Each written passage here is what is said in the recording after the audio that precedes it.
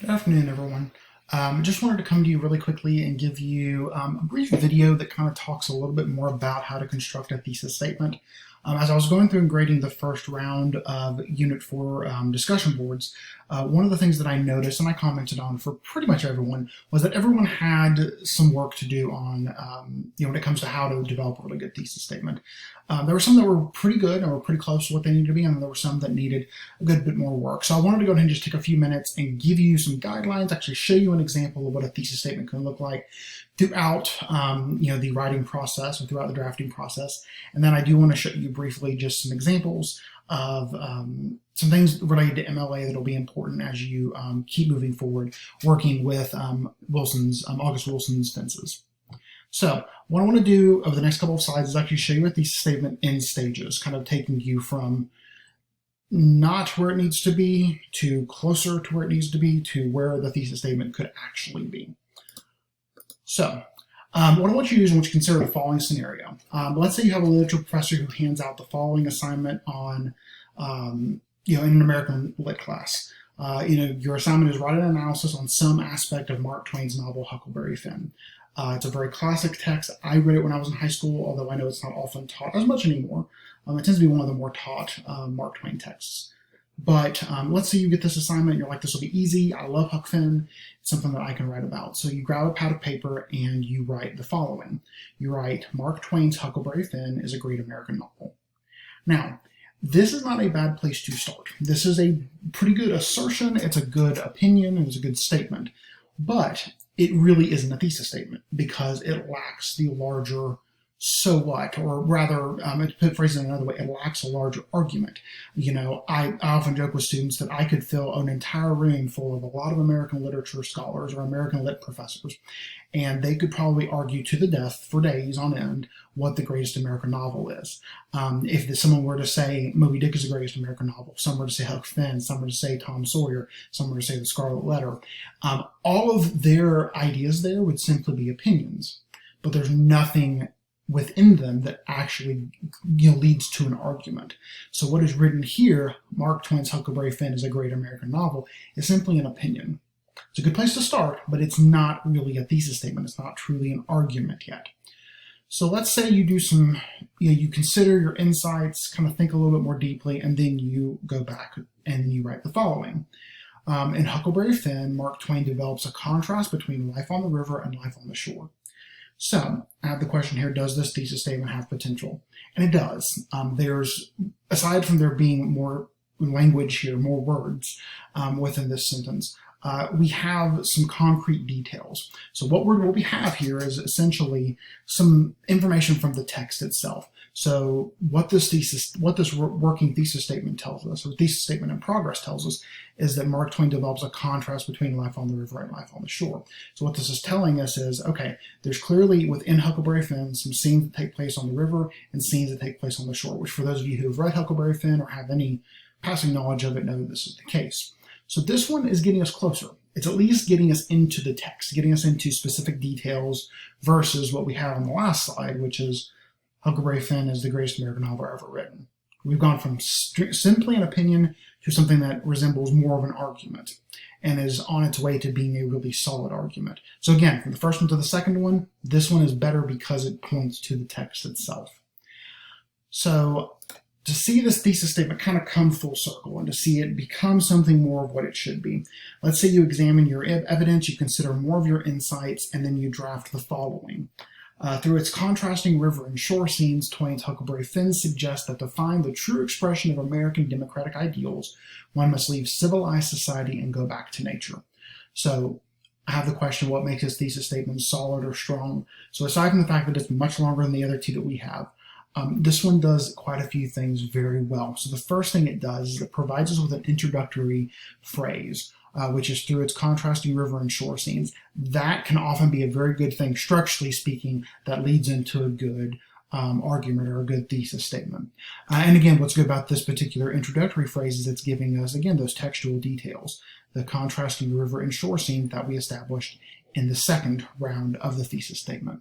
And then we move into Twain's Huckleberry Finn suggests that to express the true expression of American democratic ideals, one must leave civilized society and go back to nature. here is our argument. This is what we're arguing. What this writer is arguing is that in order for someone to truly understand what it means to be an American, what it understands to be an American, or to understand American ideas or concepts or beliefs, you have to leave society and you have to get back into the nitty-gritty of the natural world. This is something that could be argued. One of the things I often like to tell writers is, if I, as your reader, am reading your paper, and I get to through your introduction and to your thesis statement, which is the very last thing in the introduction paragraph, if I get to that, I, as your reader, should be able to sit there and say, you know what, I don't really agree with that. And if that is something that I'm asserting, you've still set up an argument. You've set up a conversation between me as your reader and you as the writer. And your job, let's say this for your thesis statement, what's on the screen, your job would be to provide evidence to me, the reader, why this is true. And you would find that evidence through what you're reading, through what you've read throughout the course of the novel. And again, this same scenario can be applied to August Wilson's Fences. If you're asserting a certain argument about Troy and Corey's relationship, or Troy and Rose's relationship, or the notion of the African-American working man in the 1950s, whatever it is that you're arguing, you can assert that argument and create that conversation and that discussion between you as the writer and me as the reader, and then prove to me why through the text itself. So I do want to encourage you all to keep this in mind, this example in mind, as you move forward and as you're thinking about your thesis statements moving forward. Again, you're going to want to continue tweaking this and practicing this for this unit, but particularly Unit 5. It's going to be really important because that's where we enter the last stage of the class, which is the research paper. And that's where you're going to have to really dig deep into argumentation and kind of bring full circle everything we've discussed in this class so far. Okay, so now what I want to do is I want to move this and go to OWL at Purdue. So I don't know how many of you are utilizing OWL at Purdue. It's OWL, like the bird, at Purdue University. This is a resource that's mentioned a lot in your assignment sheet. I'm going to mention it here today just for a minute or two. So one of the things that you all as a group are struggling with a little bit is making sure that your in-text citations are right and making sure that your entries on the works cited page are correct as well. And one of the biggest things that I always emphasize to writers is don't ever feel as though you have to memorize how anything is done in any citation style, whether it's MLA, APA, Chicago, whatever it is. You don't have to memorize it. Utilize resources like this to help you as you move forward. So what I want to focus on today is kind of showing you how to cite in text for your for the play, for Wilson's play, and then how to conceptualize citing, providing the works cited entry for the play itself. So when you're citing transcripts, plays, or screenplays, one of the things that I want you to take away from this is that the biggest thing that I really want to see within your parenthetical citation, what's included in the parentheses, here are parentheses, for example. What I'm really looking for is for you to include either let me find it right here, either the have location information like page numbers or act and scene indicators. So if it's page numbers, you would just put the page number within the parenthetical. So if it was 16, 24, whatever, you could include that. Also keep in mind you do want to include Wilson's last name within the parentheses unless you mention his name in the sentence prior to the parenthetical. Or you can put the act and scene number, and that's going to look very much like this. So looking at this particular example here from The Iceman Cometh, it's another play. You could have a good bit of text provided, a good bit of conversation between the two different characters, and then you would include in the parentheses, in this case it's Act 1, Scene 1, or it could be Act 2, Scene 2, or whatever it might be. So again, I'm looking for you to have either in the parentheses the page number, or page numbers, or the act and scene numbers. That's what I want to see. Some of you in your discussion boards did not do this correctly, or you came really close, so I wanted to take just a second and kind of explain this a little bit more. And then when it comes to how to cite the actual text itself, so some of the basics that I want you to keep in mind, and I'm going to use the basic book format as a starting place. So I want the last name of the author, followed by a comma and the first name, the title of the text. Now, the title of a book is always going to be in italics, and the title of plays are going to be in italics as well. Those are two things that are shared in common for MLA. So whenever you're mentioning the play Fences, make sure to put it in italics. And then this is where it's going to differ a little bit for you. Now, if you're using a physical copy of August Olson's Fences, which some of you might have it, you would follow it out with the city of publication, publisher, and publication date.